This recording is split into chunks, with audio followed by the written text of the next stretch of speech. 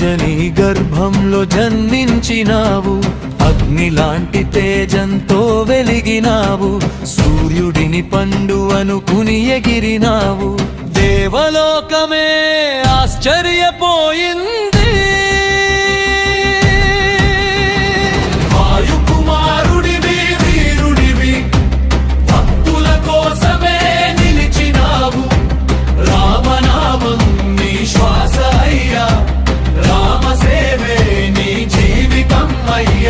లంక దహనం చేసిన మహావీరా, సీతమ్మకు నీవే ఆశా కిరణం, సంజీవిని పర్వత మోసినావు, లక్ష్మణుడి ప్రాణం కాపాడినావు.